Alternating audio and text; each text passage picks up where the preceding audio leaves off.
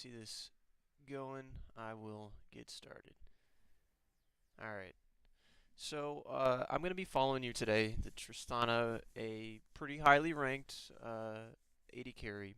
I'm going to assume you have some of the basics down, but at the same time, one of the things you didn't mention you were good at, right, is things like maybe win conditions, and you did mention you thought that you needed to worry about uh, when to be getting minions or where to be on the map and stuff like that.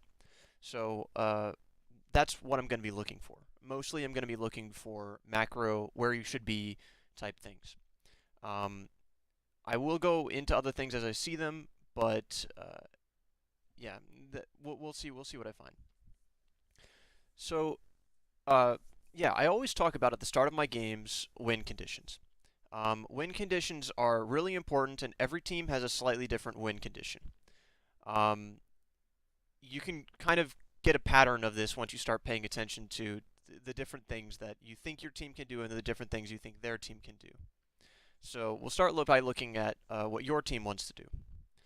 You've got a strong mage burst team with really good wave clear between the Rise and the Victor. You've got really good siege with Tristana, and you've got Xerath, which is some poke but low peel supports, and a Rek'Sai who can only really go in. This leaves your team in a pretty weird spot, because what you have right now is a team that wants to poke and siege, but it does not do well if it's engaged on. Your only true disengage with this team is the Tristana ult. That's the only way you guys can get out of a fight. And then whenever you take that logic and you look over into their team has an Azir that can push your entire squishy team into the middle of wherever they wanted you. So they could force fights really well if they wanted to. Um, but at the same time, there are ways you can avoid that. And we'll talk about that later. But what does their team want to do, right? Their team has a really strong front line and really strong pick between the Elise, the Azir's got really good damage, and Jhin has crowd control and burst damage, right? So their team doesn't want extended fights, it wants a very fast burst fight. And anything that your team tries to do to engage on them, the Rek'Sai is essentially shafted because the Janna is going to disengage that, or the Poppy's going to disengage that, or the Azir is going to disengage that. They've got a lot of disengage. So what this means is their team can get away from most fights unless you 100-0 them whenever they don't expect it. And your team has really good burst and then like a weird mix of sustained fight. You do like sustained fights, but the problem is if you can get that. Um, Sustained fights with Tristana and Rise are always good. Um, okay, so what should you be trying to do for your win condition? Against this comp, your win condition is going to be playing with Fog of War. That is how you're going to get this game and win it. The reason that is because the 100-0 part of this team between the Victor and, Rise also has a pretty good amount of burst. The Xerath has, a very linear burst, and he gets pretty strong. And after that, you take an objective.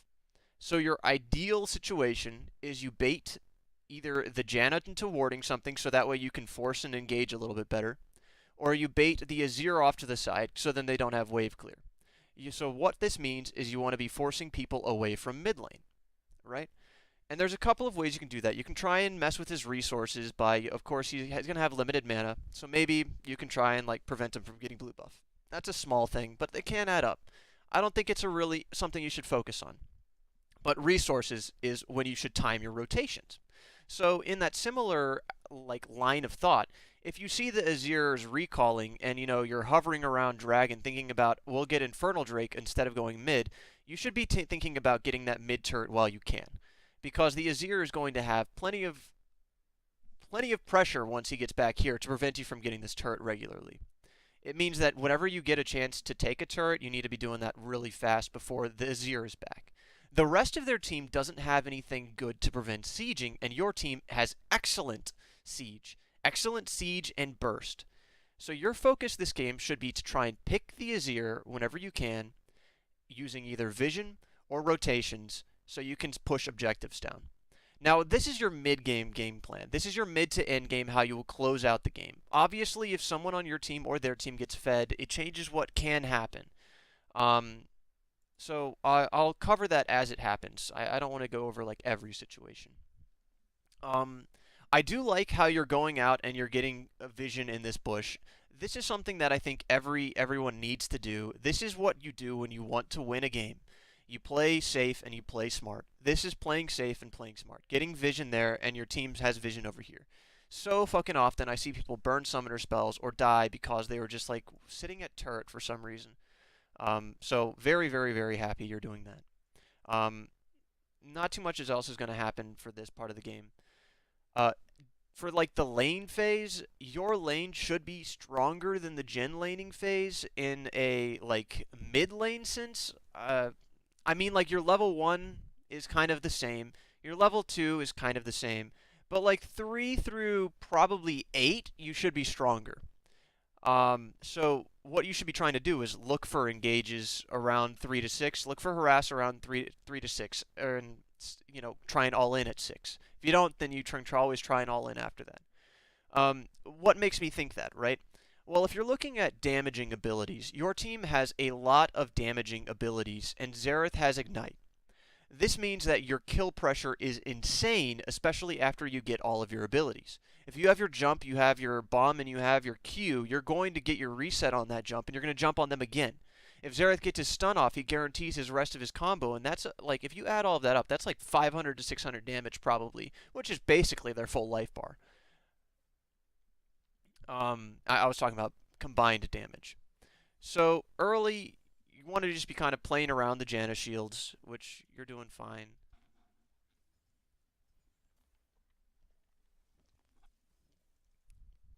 Alright, actually, let's see how you ended up taking so much damage. I was fast forwarding too much.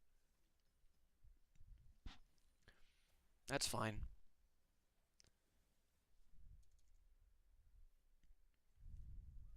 So if you're paying attention to cooldowns, Janna's shield's going to be back soon. And if you're paying against...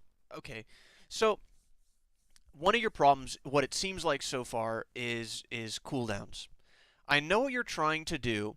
What you're trying to do is you just see that your friend, right, your support just got engaged on, basically. Right here, he gets engaged on. But he's already used all of his damage, and the only thing he can do for this fight is run away. Really, really, that's all he can do. So whenever you walk in to try and prevent him from, dying here, you end up taking some damage yourself because he's already more or less out of range of this guy, and you don't even get to trade any damage back. And if the support, the Xerath in this case, wanted to take that damage, and that's fine. You know what makes it fine if he takes that damage? If you look at inventory, he has 3 potions and you have 1. You've already gone through your 1 potion to try and support him through this thing, which was his decision to be up there. Don't do that. So what the problem is in this area is respecting cooldowns. Jen's 4th shot is basically a cooldown. You knew that was coming up. Janna's shield was coming up. If you were trying to turn on this fight, Janna's shield would have been back up while you were turning on this fight. So for the second half of this trade that you would have gone for here, Jen would have probably had a shield up. Unless I really don't know her new cooldown, because she did recently get that changed, which it might have been off for a little while. But you still weren't in a very good position to trade there for another reason. It's right here.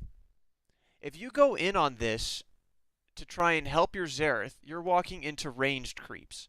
Melee creeps you can kind of kite out, so if the Jhin went in to chase this down, watch, he's going to take minion aggro, but he's not going to get hit by anything, while you see the Xerath hit and he already is getting this minion aggro. You would have gotten that minion aggro too, and you see, that time where Jhin went in, do you see how he got no minion aggro on this? He only got it from the last auto attack. The last auto attack. So that was a fight you didn't want because you didn't have cooldowns on your support, and you didn't want to trade your resources for their resources to begin with because, you're trading resources not with the Jhin, but with your Xerath. And his resources is, he has probably 300 more health than you do in potions. And you go in and take that damage for him, which you don't need to do. Not at level 1, not into a minion wave, not into their cooldowns. I'm going to see if that comes up again. Otherwise, it might have just been you're not used to your support thing because you say you normally duo.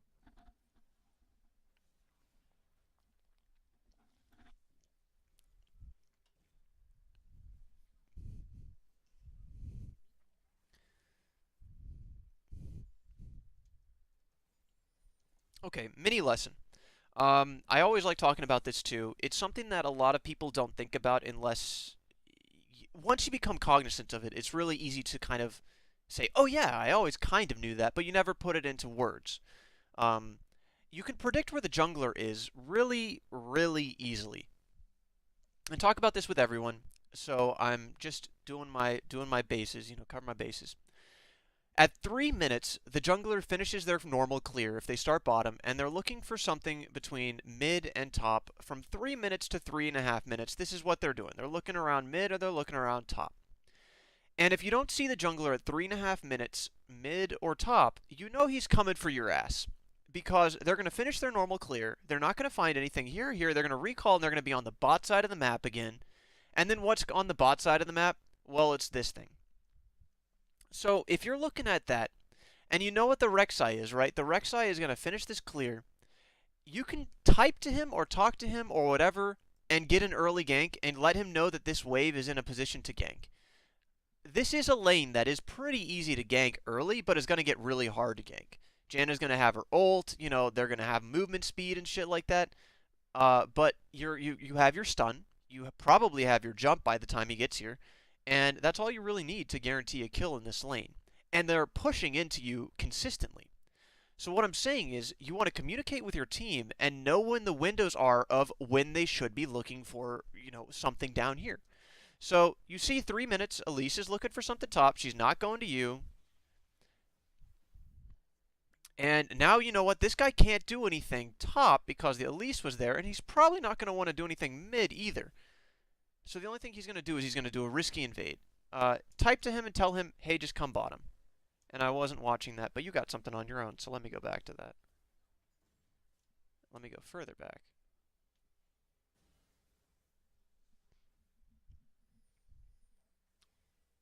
Your Xerath is doing a pretty good job poking. Good targeting. Good.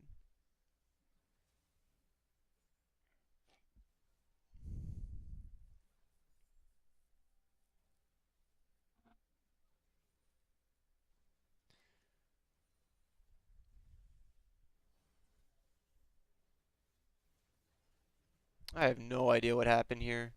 You just were gifted a kill. Oh, but were you gifted a death? Yeah, you were gifted a death. Alright. I think that still was really well done. That's fine.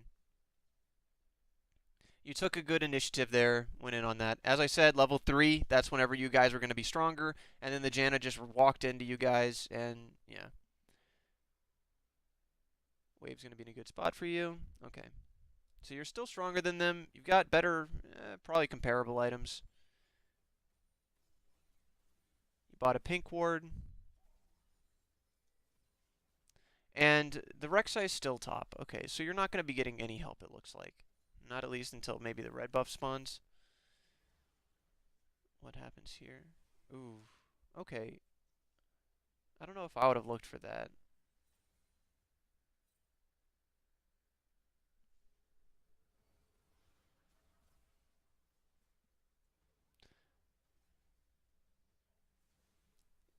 Yeah, I wouldn't have looked for that. So maybe you're pulling the trigger too much. Let's see. Let me rewatch that so I can point out what it was.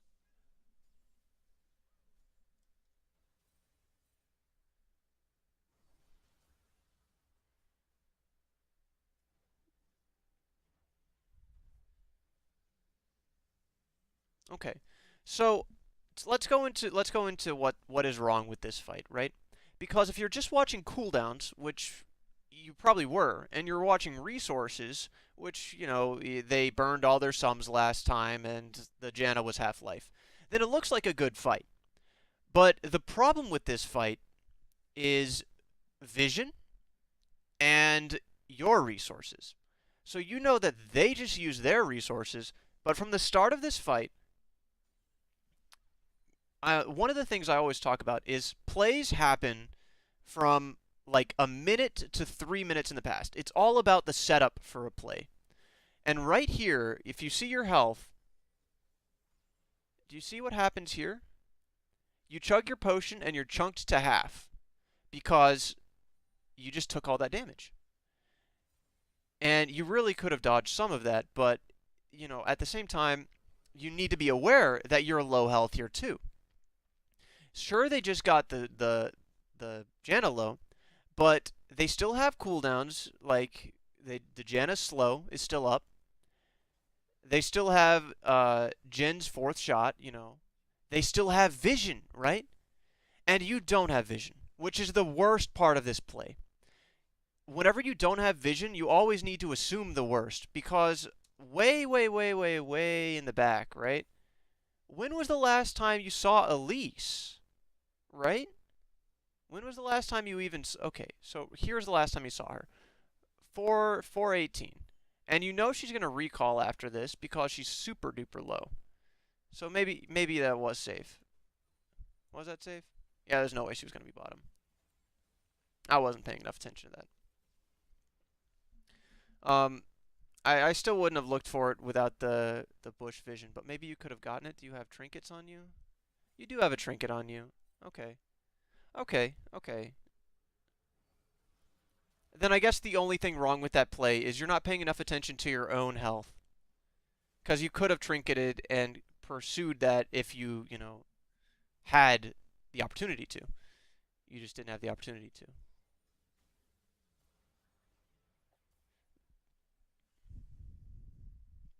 And the reason you didn't have the opportunity to is because your health.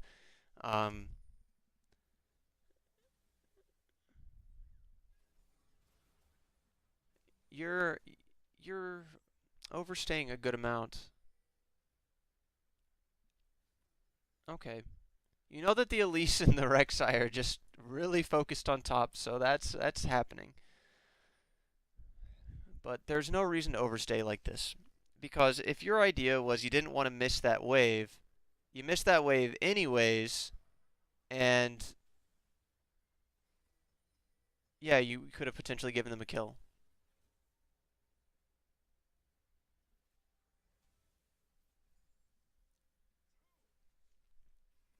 So far, I don't see anything that's like really bad though. You're playing fine, and we haven't got into a point where I can really talk about rotations or anything. You haven't used your pink ward, and now is a good time to put one down. You just got wave control. You could have dropped it over here, set up, but judging by the way your team is playing, I don't think you're ever going to get a gank, especially not without typing. Pink ward and river is fine. But now you have to push the whole time. If you push pink the river, you have to be pushing the whole time.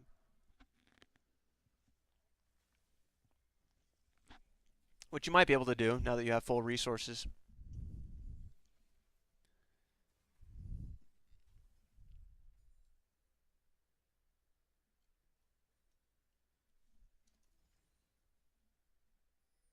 Yeah, there's a lot going on the other side of the map.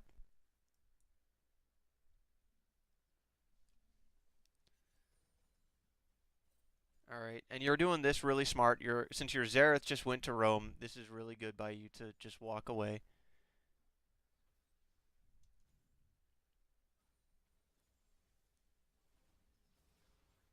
Yeah, so you do pull the trigger a lot.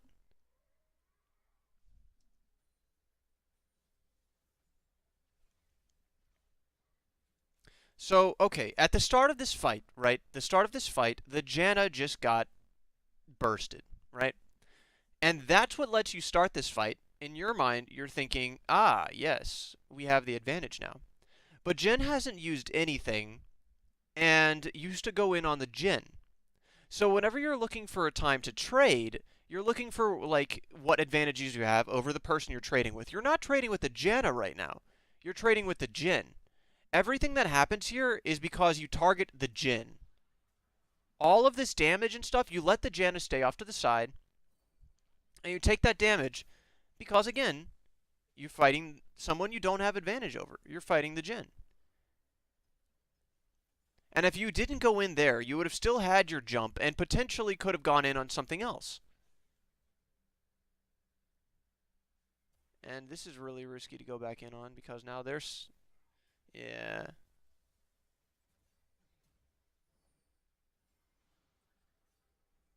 Interesting. You still got something from it? I don't know. That was poorly played. It worked out because the second half of the fight you got a lot of good Xerath spells off, but you misplayed this. And that's just because your targeting choice at the start of it, you didn't have an advantage on the Jhin, and you went in on the Jhin. And then if you're watching this whole play go out, right, whenever you step back in over here to go in on the Jhin, you may not be paying attention to it, but the victor actually comes down. So all of this is kind of unnecessary risk. And then once it's turned and over, the victor just leaves after clearing wards. So that's the second time you have taken a risky jump on Tristana. You've jumped into the darkness, and then you've jumped onto well, you didn't jump onto him. You just picked the fight with the Jhin when you still had everything. And you're looking for these all-ins. That's essentially what you're looking for, because Tristana doesn't really poke by doing that.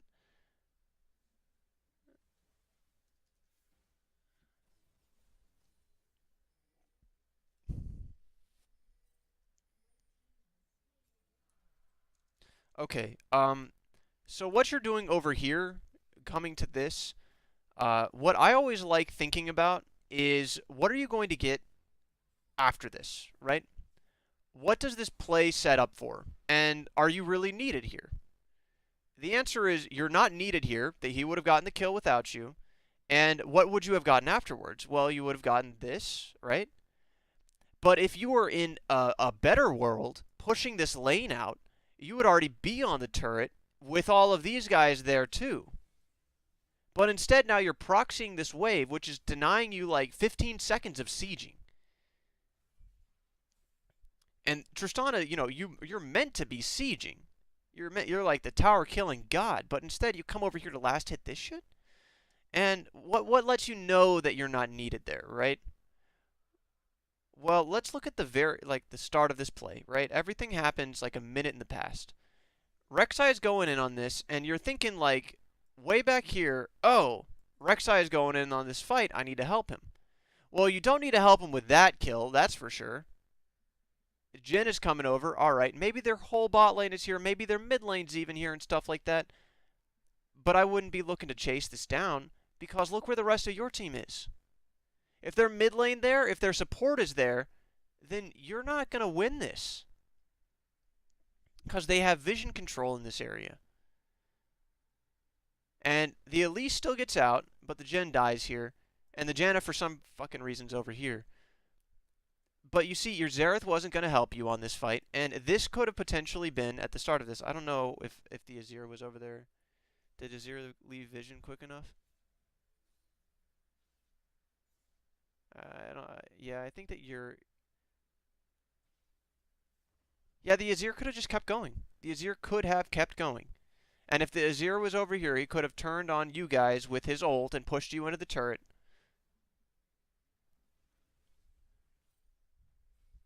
Yeah, that was really risky and unnecessary. So far, it seems like you're really kill hungry. You've gone so far for 3 kills, 2 over here that you jumped in on or picked aggressively, and the third one you chased down this kill. This is a really like low-ranking maneuver. I'm surprised. You really okay? That was mean. That was mean. Let me rephrase this. Whenever you're trying to win a game, you need to know kills don't win games. The only kill that's going to win this game, which is part of your win condition, is getting rid of their wave clear. Now, if you're at a totally different lane where they don't have Xerath, that's essentially the same thing as him being dead. Someone could be alive but AFK in Fountain, and that's still the same as them being dead. And there right now, if he's over here, essentially to you AFK in Fountain. So what's going to win games is objectives, and specifically this objective. And how do you get to this objective? Well, you got to at least clear a row of turrets, and all you need to be doing is thinking about how you are going to get these turrets. So for the start of this play, when you were chasing down this Jhin and this Elise, right, you were not thinking about what you were going to get after this play. You were thinking about kills. Because if you were thinking about what you were going to get after this play, you would have been on this wave and already looking for this turret. It didn't matter if this guy had to walk away, because then they would have just dove bot lane. The Jhin comes bottom, and all of a sudden he dies, or you just get the turret. So because you also went over here, right, you're basically letting him greed by doing that. And as I said earlier, you could have potentially been turned on if the Azir responded sooner, and if the Janna was for some reason not on the other side of the map. And Elise still could stun over the wall, right? She's not like a total non-factor, but I'm pretty sure she would have just left. So yeah, you're not thinking ahead about objectives. And again, the mentality to think about objectives about every fight you pick is, what are we going to get after this fight? And then how is that going to help us win? Turrets, if you're pulling a line of turrets, that's going to help you win. That's going to help you win. If you're thinking about Herald, Herald's a good tool, but it's a tool to help you win. It's not a way to win. Dragons, okay, I'll go into stuff like that later if it becomes an issue. I have my own reasoning and complaints and stuff about Dragon. But you see, this dude almost dies anyways. Even after you went in here initially to save him, he almost dies. So he's doing stupid shit by himself. You need to be thinking about your game and your condition to win. It still ended up getting the turret, but you could have gotten this sooner and safer.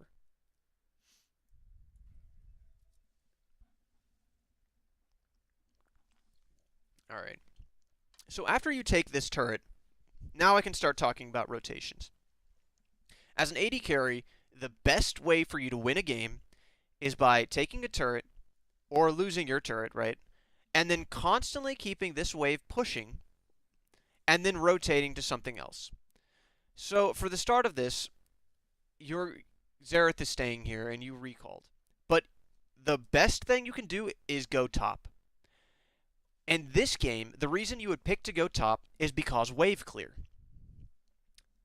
This dude has no wave clear. If you come up top, you will kill this turret in 2 waves maximum. And that's free gold for your whole team. And you know what else? There's Herald here. If you're on this side of the map, you can get Herald, which means you can get another turret. If you specifically put that down mid, it would get you the turret which you might be headed towards. And what are you going to get by going bottom again? The literal answer to this is CS. That's it. That's it. Because you're not going to ever be able to pressure this turret if, with the way this game, well, I guess you have a huge lead. Never mind, I'm not paying enough attention to the way the rest of the team's doing. And you guys have a huge lead. Wow, I'm not paying attention at all. But sometimes it is good to press a lead like this. So maybe you would just come down here and keep doing this. I just was overexcited to talk about rotations. Well, in a game where you're not super fed already, I would be looking to rotate to another lane. Because the only thing you're going to get from this wave is you're going to draw pressure, which if you want to do that is good. And you're going to probably just get CS, because they're probably going to be able to wave clear you off of this with Jhin and Janna shielding the turret, and the constant threat of an Azir roamer and Elise gank. So I still think that you should go top, even though you're fed. Even though you're fed. But it's not as mandatory, if you will. And if you're going to get red, that's okay. If you're going to mid, that is the one wrong move. You are. Okay. This is their wave clear. This is what he does to people who siege. So the only thing you can do is try and get a pick on him, but the Janna's here. Now, you're not going to get this turret. Look, your team's already recalling. You're not going to get this. You're literally wasting time here. Now you're wasting time over here.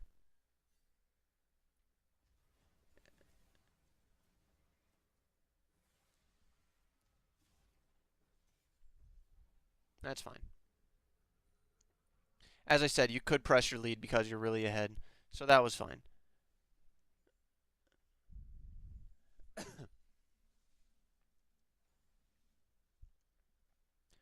Um, okay, are you watching the map right now? Because if you are, you know that this guy's mid and this guy's top, and these two guys are dead for a little while longer. I would shove in one more wave and get that to turret.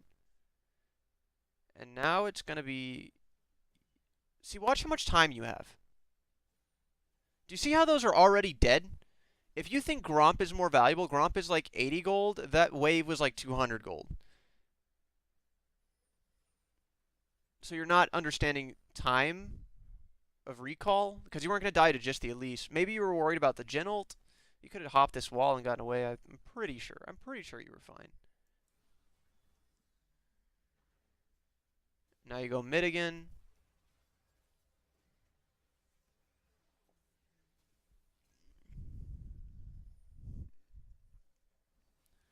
You're taking really aggressive fights. Since you're fed, a lot of this is okay. But yeah, I don't know. I don't know. Let's go back and watch it. So I told you the only way you're ever going to get anything is if you kill the Azir. So you're trying really hard to kill the Azir, but you really shouldn't have been looking for this fight to begin with. Yeah. Because, again, what I said earlier whenever I was talking about this tower, right? You need to be thinking about what you are going to get after a play happens. Well, if you're looking at this, Victor's not there. If you're looking at this, Ryze might use his ult to get in there. Might ult to you guys.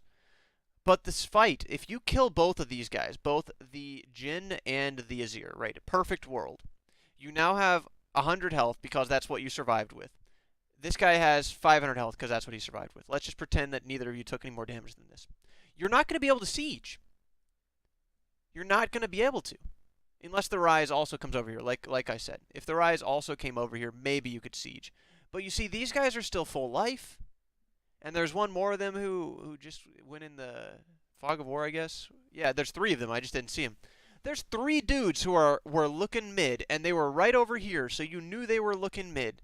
And you went and took that fight, and now you have no health. So what if they did Herald, right? What if they did Herald? You couldn't contest it. Then they pop that down mid, and they take 2 turrets. Or they just take 1 turret, which they're probably going to get anyways. But now you can't even poke them off turrets because you have no health to step up. You can't do anything after that play you made. Getting kills does not win games. You need to be thinking about what you are going to get from getting a kill.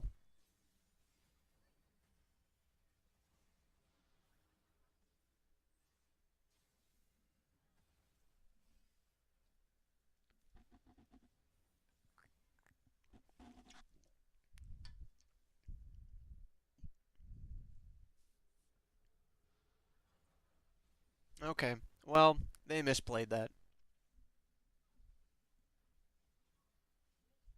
You also used your range really nicely to make sure you stayed out of the Jin's 4th shot, but I don't know. I still don't like that. I still don't like that.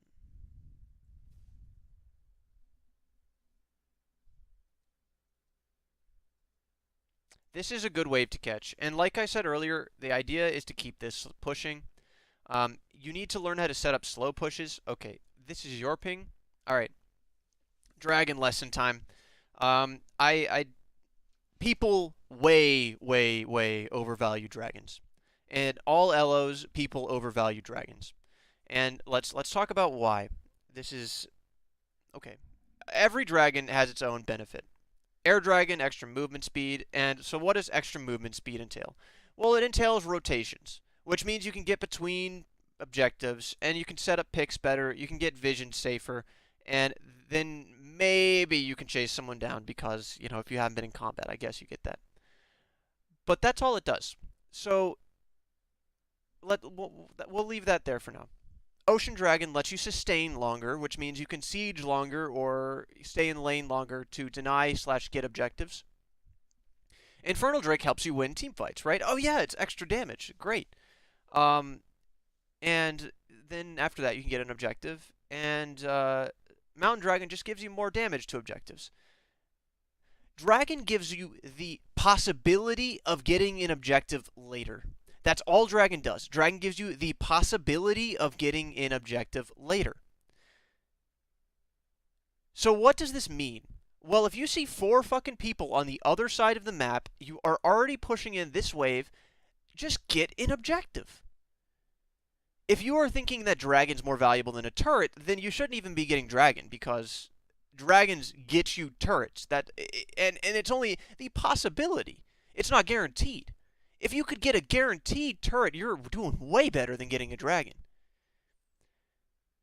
Alright, and then let's talk about okay, well, Infernal Drake, if the game scales that long, then, you know, you can win the fight, and you need to make sure you get dragons because Elder Dragon, which helps you win the fights and stuff like that. Well, you know what else helps you win fights? Making sure that you always have control of, like, minion waves. Making sure you have control of vision. And that way, you can set up a fight that you have an advantage in. You know what outscales 8, 20, whatever % ability power and attack damage? An extra fucking player on your team. So you make someone go bottom. You set up a huge wave. And then you fight when there's only 4 of them. Because you know what? That's their gold. That's their gold advantage there. That's the Infernal Drakes or whatever the fuck it is. That's where they put it. And you can always do this. So Infernal Drake, you know, isn't going to win you fights. The way that you surefire, best way to win fights is have a number advantage. And you can always create a number advantage without Infernal Drake. Ocean Dragon, like, that lets you stay in lane longer, but it's not going to let you survive, like, a siege. If they siege, then your tower's still dead. And if you're sieging, it's going to give you a little extra time, but that's not going to disengage or anything like that, so you still have the same problems that your team has. It doesn't solve any of your problems. Air Dragon, in my opinion, is the best dragon because it does help you set up for rotations, which helps you get those, as I was talking about earlier, fights where it's 5 versus 4 or whatever, where you have the number advantages, where you can set up vision safer and whatever else. And I think that Ocean Dragon is super situational, but with the worst. Like, if you have an Anivia on your team, it all of a sudden becomes the best. But you shouldn't have anyone that has mana problems, really, in my opinion. So I don't think it's really bad. Or good, especially with mana flow band. I haven't really tested too much with that. But yeah, this is a terrible, terrible decision to come over to this. And then you decide to go and sit over here, so you're not even getting dragon. You're going to a lost fight when you could have just forced something over here. Do you know what the best counter to pressure is? It's creating pressure yourself. If you're constantly just responding to pressure, you are essentially waiting to lose. You come to this fight, it's super, super scattered. You have people who are already dead. You have someone who's on the other side of the map, and now you're in the middle of their team, and I mean, it's going pretty nicely, but you really should not have gotten away with this.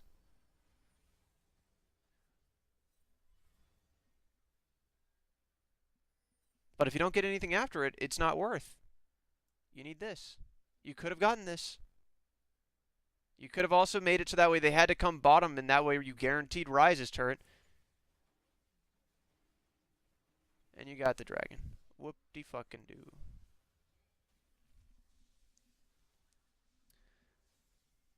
Since I was also talking about it, let me bump into Herald real quick. Herald is the best way you can extend your lead as a top, mid, or jungle, but it's not necessarily the best way an AD carry can extend their lead. Because if you get a Herald and you are ahead of them, you can just zone them off the turret while the Herald kills the turret. Herald, if you are ahead, is a guaranteed turret. If your teams are even, or if your team is slightly behind, it's only really to deny it from the enemy team, or a possibility the same as Dragon. It's a great extension of your lead if you're ahead. Otherwise, it's pretty much neutral. It doesn't do too much. Yeah, but that's my thoughts on Herald. It's also super duper easy to take. I think it's more valuable than Dragon, but still much less valuable than turrets. If I was to assign a point value to things, Dragons are worth 1 point, Herald is worth 2 points, turrets are worth 5 points, Baron is worth like 10 points, and Nexus is worth like 1 billion. So, just, if you can get the Nexus, go for that. I don't really know what inhibitors are. Those are situational. Kills are worth like 0.01. Unless it's, of course, part of your win condition, like the Azir, then that's a little better.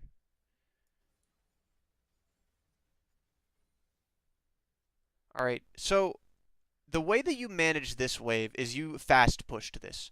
I'm not sure how conscious you are of if you're slow pushing or if you're fast pushing, but since you now got the wave all the way up here, immediately someone's going to respond to this. And because of that, it means you need to make something immediately happen somewhere else. If you give yourself a little more time, it gives you a little more time to set up somewhere else. There's nothing wrong with fast pushing, but it changes what you can do afterwards. Every play is set up a minute to 3 minutes in advance. So what's happening over here, this is that immediate reaction, and now here's what you essentially are trying to set up for, right? This fight. But you weren't set up to do that fight. So whenever you're trying to think ahead of what is, should I slow push or fast push this? If you wanted to create a numbers advantage later, maybe to make it so that way it would crash on that turret when this one crashes on top turret, so Ryze could be getting top turret while this was hitting down here and Jen was down here, right? But instead you force this fight. This is the fight that you chose. It really is. Whenever you decided to fast push over here, you took this 3v3. That's the whole reason you set up a fast push, and you died.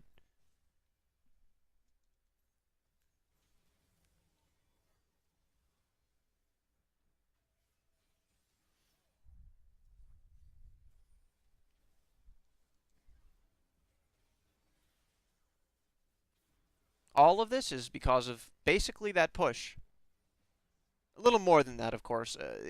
Everyone is setting up their own play, but you want to be looking at what your contribution was. Your contribution was the one number advantage and the incentive to fight. And you chose when that one number advantage was going to be, and you chose wrong, to put it bluntly. So what should you be doing now, right? This is a great, perfect map to be talking about macro play and rotations. So you have the Azir down bottom, you have Baron up, and you have all of their outers dead, and they have all of their second tiers up. Your strategy, more or less, is still to keep this bottom wave pushing to get a numbers advantage, but you also need to be staying around Baron. So it's really hard to know exactly when is the best time to go bottom, right? Do you go bottom now and respond early while the Azir is still down here, maybe try and kill the Azir? Or do you try and push somewhere else so that they have to respond to that, and then it gives you time to go bottom? Well, the answer lies in vision. Right now, the only vision you have is of the Janna and the Azir. You got a little ward over here, and that's it. And your contribution to vision is probably this thing. It's probably yours. Your pink ward hasn't been up for a very long time, and you got one in your inventory. Okay, so what should you be doing here? In my opinion, the best strategy for right now would be you want to push in mid, and then you want to set up something over here.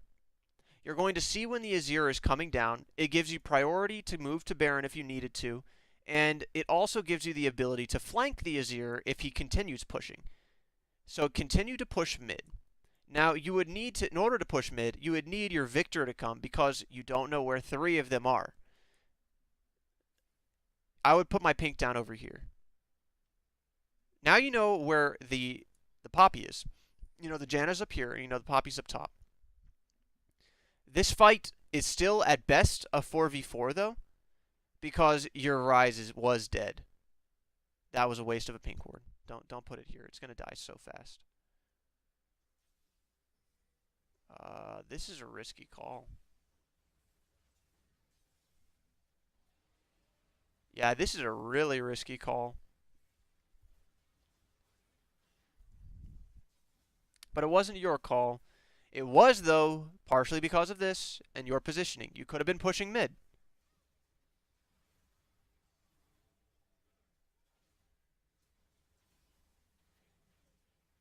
Wow, okay, so you didn't get Baron, but you ended up acing them? Okay, so you guess you guys are ahead enough to do stuff like that, right? But let's look back at this alternate reality where you instead pushed mid. And I want to show you where their team is. So the Elise wasn't really there, and you weren't going to be able to get vision on this.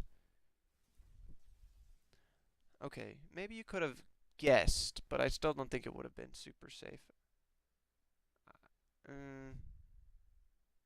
I would not have gone for the Baron. I probably would have pushed mid, and Azir probably would have been back in time. So I'm not sure if that was the best idea, since this Azir left this wave.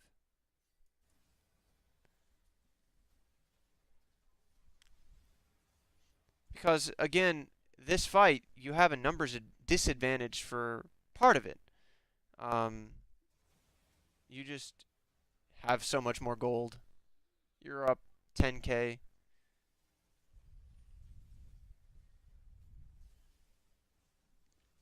And the weird part is it doesn't feel like you're up 10k.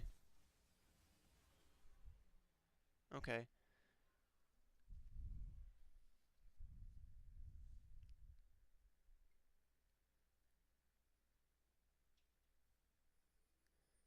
I'm just watching the minimap right now. This is fine. You just had to pick a lane. It all was going to be the same.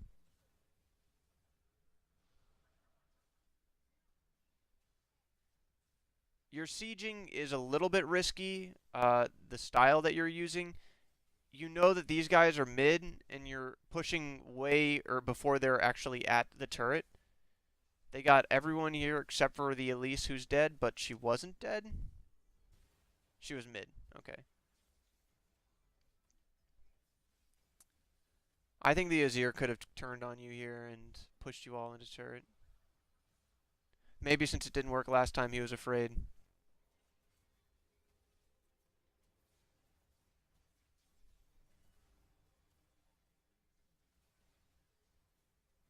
No idea what's happening. You guys are getting away with murder. Oh my gosh. That this whole okay. Well, if it works, right?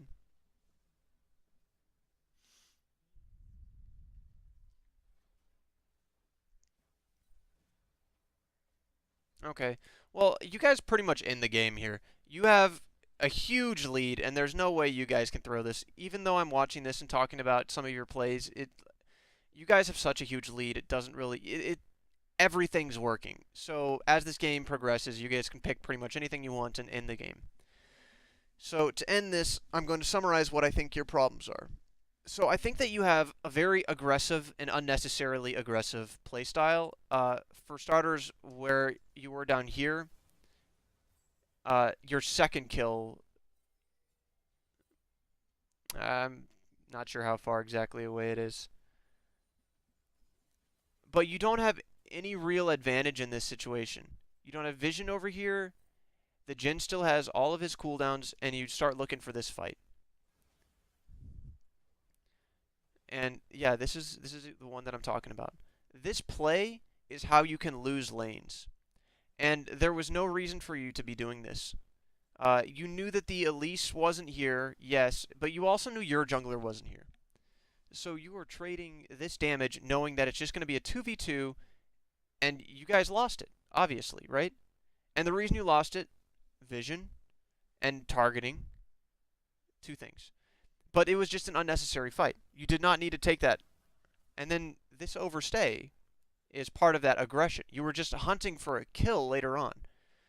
And then even still over here, hunting for kills. Hunting for kills. And then later on in lane. You do this at least 3 times this game where you just hunt for kills. Secondary thing, you overvalue dragons in relation to turrets. You had to siege this turret later when you could have potentially taken just these two things right quick, you know? Objectives add up, and you were able to do that. But instead, you floundered around here, and then floundered around here, and then got some kills or something, and then came back. That was like the second dragon. Yeah, like this whole time, you could have been on this turret. And your rotations, you rotated mid in that one time when I said that's the one thing you shouldn't be doing, which means you're not thinking about win conditions. So far, over-aggression, undervaluing turrets, and you're not thinking about win conditions as your third thing. Win conditions, you know the Azir is their wave clear.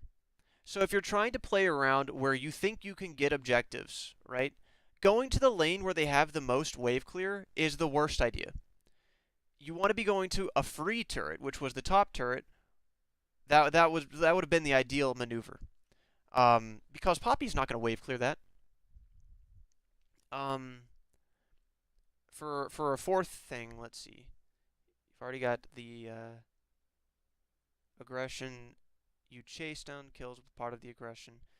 Undervaluing turrets.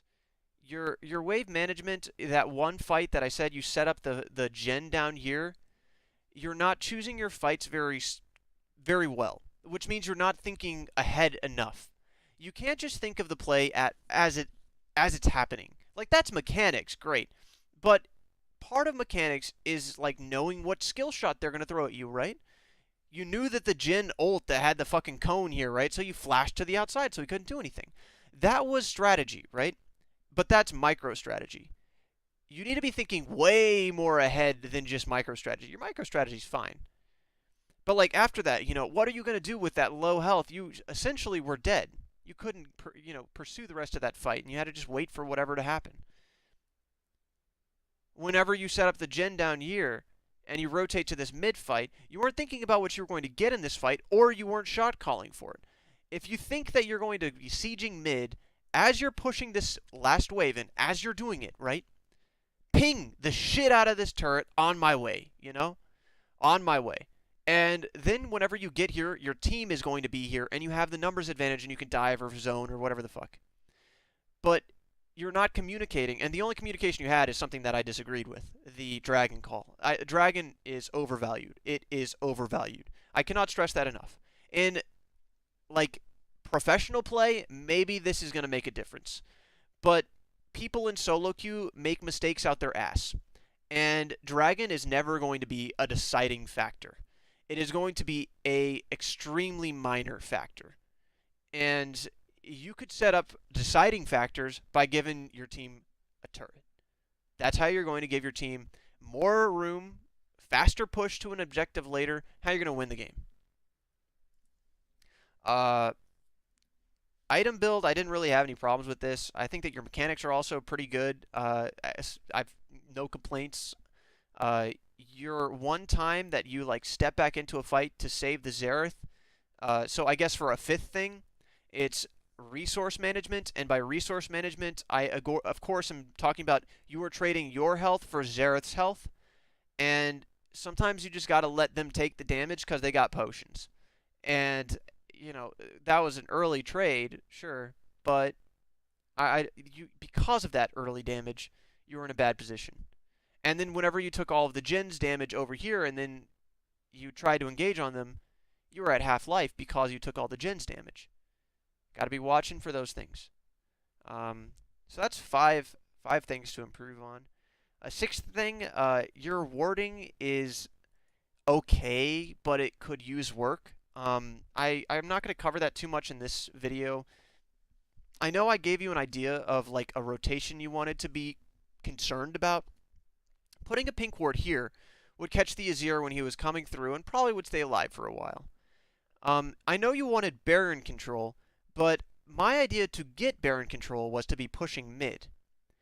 And that's why I wanted a pink ward over here. So your pink ward in this area is going to control this bush, but for a very limited time, because this is in their zone of control. This is what they're caring about, the Baron at that point in time. They don't care about this random-ass bush over here, even though it's going to give you all the information you need of the Azir walking through here or the Azir walking through here. They care about this vision because that's a common ward spot. That's right next to this. That's right next to both of these plants. It's right next to Baron. And this is where they are trying to control. So putting a pink ward down here, you guarantee yourself a ward kill, but that's it. And you're not controlling any space yourself, because if you're trying to control space, you want to be controlling the pit.